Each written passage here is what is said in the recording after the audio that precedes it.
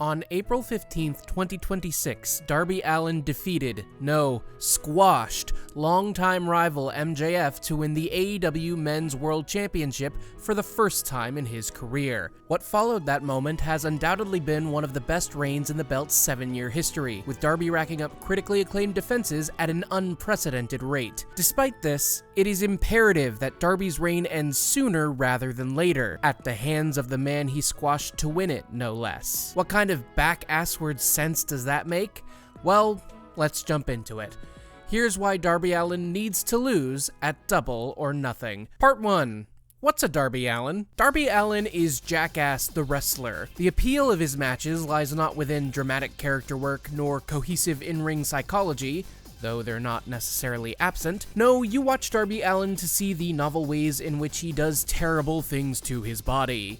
His small, skinny build and training as a stuntman allows his body to be tossed with complete, reckless abandon. It doesn't matter what show or what night. If you see a Darby match, you're likely to see something that makes you say, "Oh my god, how didn't that kill him?" This quality has made him not only an ideal pro wrestling underdog, but one of the most consistently engaging TV wrestlers in the US, at least on an in-ring level. So, Darby Allin is a car crash wrestling performer in general, but who is Darby Allin within AEW canon? Put simply, Darby's a day one guy. He debuted for the company at Fyter Fest 2019, the company's second ever pay-per-view. This was a full 3 months before AEW was on TV. Hell, this was back when Cody Rhodes still didn't have legal access to his last name. While Darby was a name on the indies, AEW was his first exposure to a wide swath of fans, and he caught attention quickly. With his scrawny look and edgy persona, Darby Allin was well outside the description of a stereotypical wrestling star. As such, he was immediately pushed as a representative for how AEW truly was an alternative wrestling promotion, at least compared to the likes of WWE. Darby Allin, alongside MJF, Jack Perry, and Sammy Guevara, was named as one of the 4 pillars of AEW. 4 young stars who would be the future of the company. Now, that particular bag of worms is a video in its own right, but long story short, the Pillars is a bogus concept, but things worked out for Darby and MJF. Darby's stardom was cemented when he was endorsed, co-signed, when he was adopted by the icon Sting. You wear face paint? I wear face paint. You are now my son. While Darby's presence in the main event scene has been inconsistent, more on that later, he's undoubtedly made an excellent foil for AEW's dirtbag golden boy, MJF. Where MJF is all facade, Darby is his authentic self to a fault. Where MJF deploys deceptive strategies, Darby favors straightforward fighting. MJF avoids harm to his body, and Darby frequently acts as a human torpedo. Their contrasts are best illustrated, however, by their most recent title reigns. For as much of a wrestling nerd he is, MJF in kayfabe really doesn't like wrestling. He will do everything in his power to duck a given challenger, and when he does wrestle, it's gonna be on a big show, a pay-per-view, or a TV special. As a world champion, he's not gonna be working Collision, and when he does take on a challenger, he always survives by underhanded means. In his most recent reign, MJF lured the likes of Hangman Page and Kenny Omega into playing his games. As a result, he toppled these more experienced, mightier wrestlers through general shit-heelery. Darby, meanwhile, was able to so soundly defeat MJF by refusing to play on Max's terms. He caught MJF with his pants down, and rather than try to out-wrestle him in an in-ring classic, he hit MJF with his own body until the Long Island scumbag stopped moving. As for the reign itself,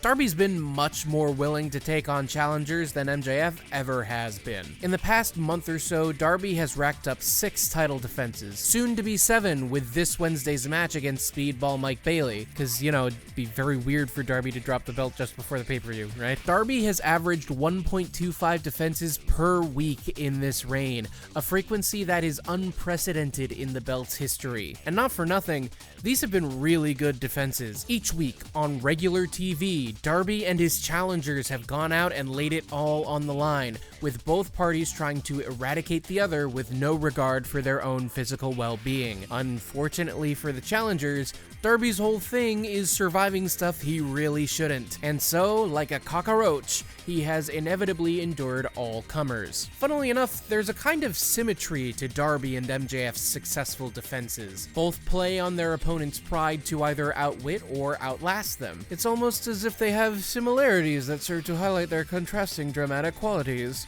If only there was a term for such a thing. Actually, you're a wrestling fan, so you might not know. The term is dramatic foil. It refers to characters that are basically two sides of the same time, like Batman and the Joker. Oh, and by the way, with his 7th defense, Darby Allin will have the 3rd most successful world title defenses in a single reign, tying with Jon Moxley's 4th reign and MJF's 2nd reign. How about that? Maybe you're confused at this point. It sounds like this reign has been pretty great. Aside from stat boner reasons, why should it end so soon? Well, let's get into it. But first, real quick, please like, comment, and subscribe if you're enjoying the video. It really makes a difference for a smaller creator like me, and it'll help me make more wrestling video essays. Sorry to intrude, it's just, I'm trying to build something here, please. Part 2. What's my friggin' problem? Let's start with the text of this reign. Darby Allin's body is falling apart. Not even the nigh indestructible living dead kid can survive the match schedule he's taken on for very long, and that fatigue has begun to show in his matches.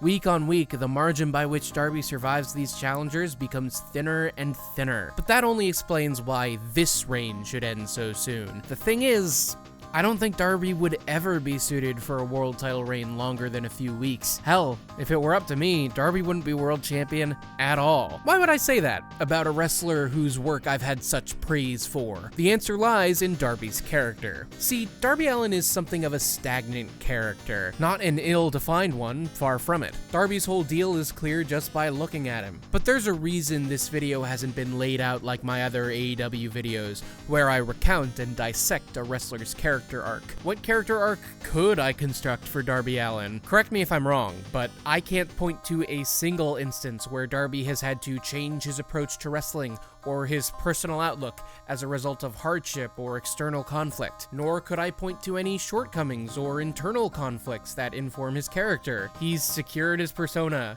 He has a loving on-screen father figure. He's fine. Don't just take it from me, though. In interviews, when asked about goals for his career, Darby often says something like this. And I said, you're either gonna make it as Darby, you're gonna fail as Darby, but you're not changing a single thing. Yeah. And you know how hard that is in wrestling? Dude, you know how hard that is? Yeah. In life in general, let alone in wrestling. Yep. It's no joke. Yeah. And I haven't had to compromise anything. Nothing. This is just a 15-minute ride. That's all this is. And I want to be the same person leaving as I came in. For Darby Allin, both in and out of kayfabe, to change is to fail. But that also means there's no room for him to grow as a character. This philosophy also makes him, I think, pretty unrelatable. You know, the point of life is to change and grow, IMO. You know, each new experience is a chance to learn more about oneself and step closer to the person one wants to be, and to halt that process, to stop learning and growing, is akin to a living death, TBH.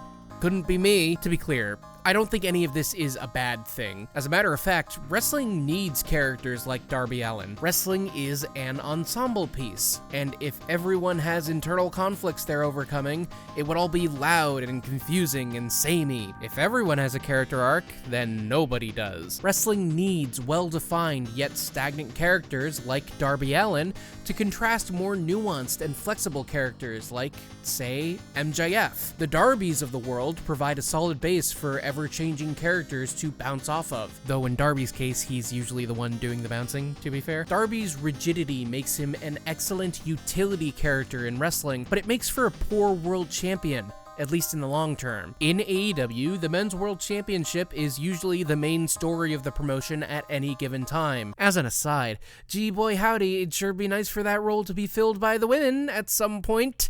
Tony. As such, The best world title reigns are carried by characters that have long-standing internal conflicts that can be explored and exacerbated by a litany of challengers. Hangman struggled with self-worth, external approval, and redemption. I made a whole video about how Mox's psyche colored his reigns, pluggy plug. Most of MJF's first reign was an exploration of whether Max is capable of trust and friendship, and it was great until it wasn't. And these reigns have carried a shared theme when it comes to being world champion. In each of these cases, the burden of being world champion took something from them, either during or after their reign, be it their friends, their sanity, or their humanity. These champions gave their entire lives to wrestling. So singular was their obsession that they inevitably had to sacrifice something about themselves. At least for these reigns, these men had no life outside of the ring. Darby Allin took 8 months off of wrestling to climb Mount Everest, and good for him. You know, we all desire a job that is so accommodating to our hobbies and side quests, but this behavior doesn't really fit with the theme of long-term personal sacrifice. And sure, you could give Darby an arc where he has to compromise and change, but to be blunt, Darby does not have the acting chops to pull that off. His wrestling persona is just him turned up to 11. Any emotion he portrays is likely one he actively feels in that moment. Darby Allin is not a lead, he's a stuntman. To treat him as anything else would play against his inherent strengths as a performer. Don't try to give him depth. He'll just drain the pool so that he can be violently thrown to the bottom. And yet, again, this is not inherently bad. Remember earlier when I said I would never make Darby Allin champion? Well, that was really down to personal taste. To put that bias aside, Darby's character qualities make him a great short-term world champion. To illustrate why, let me offer one of my favorite wrestlers of all time, Samoa Joe. Samoa Joe, on a writing level, is a lot like Darby Allin. At this stage in his career, he doesn't have much desire or need to change or grow. He simply is Samoa Joe, a force of nature who will break your body. Joe's been world champion twice in AEW, and each time he hasn't really been the main focus of the story he was in. Both times he served as the spoiling force against a babyface world champion, MJF and Adam Page, respectively. He didn't win as a result of some epiphany or whatever. He won because he's goddamn Samoa Joe, 2 tons of meat that can and will kill you. He served exclusively as a force to be overcome, and it was very effective. Joe's inherently credible. You don't need to complicate things. Samoa Joe needs a character arc like he needs a phallus on his face. The term transitional champion is often thrown around as a pejorative in wrestling. It refers to someone who wins a belt for a short time solely as a function to transition from one champion to another without having them face each other directly. Joe's most recent reign, a whopping 35 days long, created a bridge between Adam Page and MJF, while saving their actual face-off for Revolution. There's no doubt this was a transitional reign, and that's not a bad thing. Like any trope, a transitional reign is only really bad if it's done lazily or without meaningful intent. With that said, if Darby's reign ends this Sunday, will it have been meaningless? Not at all. If anything, pained as I am to say it, it's accomplished a lot more than either of Joe's reigns. It's produced at least 6 memorable title defenses on TV. It's provided more depth to Darby and MJF as foils of one another. And it fulfilled the implicit promise to fans that Darby Allin would, inevitably, become world champion. I don't like Darby Allin. He comes off in interviews as very immature and self-absorbed. His wrestling character doesn't have any qualities that I find particularly relatable or compelling. He's a good wrestler, but he's no protagonist. And yet, wrestling is an ensemble piece, one that thrives when a varied group of characters each get the spotlight. Darby doesn't speak to me, but he speaks to others. Kids, teens, casuals, Hot Topic enthusiasts, and he's been a staple of the company, from the first ever Dynamite to Sting's retirement to the biggest show to be headlined by wrestlers who grew to prominence solely in AEW. I don't have to like it, but the fact of the matter is that Darby's story, for the extent to which it exists, would have felt woefully incomplete without a world title reign. If they had to do it, and they kind of did have to do it, this is the best way it could have been done. Quickly, explosively, a bright candle burning out nearly in the blink of an eye. That's Darby. And And I've seen people floating the idea that Darby retains at the pay-per-view, then drops it on TV, but that'd be so weird to do 2 pay-per-views in a row, and also I'll be at Double or Nothing, so I'd really like to see title change hands, pretty please? Please? Please? Thank you so much for watching. Once again, I would greatly appreciate if you liked and commented and shared this video with people you think would enjoy it. I'm trying to grow this channel, get stuff out more, and, you know, be good video essays and whatnot. And if you want to support me further, you can become a member of my YouTube page. Starting at $2.99 a month, all channel members get a visual shout out at the end of videos, and they all get access to certain member exclusive videos, which include show reviews and some companion videos to videos I've made in the past. And if you join the $5.99 tier, you'll get all that, plus a spoken shout out at the end of every public video, which will sound a little something like this. Thank you to my supporters but larger, TB Skyen, Stephen Gorman, Norman the Great Dane, and Jack Kruger. Other than that, keep an eye out on this channel for more, subscribe for more. I'm going to have another video out later this week as a preview to Double or Nothing, and I'll also be in attendance at Double or Nothing, so keep an eye on this channel. I'll be posting like where I am sort of outside the venue before the show and stuff. Come and say hi. I'm cool and normal, I promise. And I'd like to meet wrestling people and viewers. Okay, that's all from me. I really want to get this video out before Dynamite, which is in like 6 hours, so goodbye.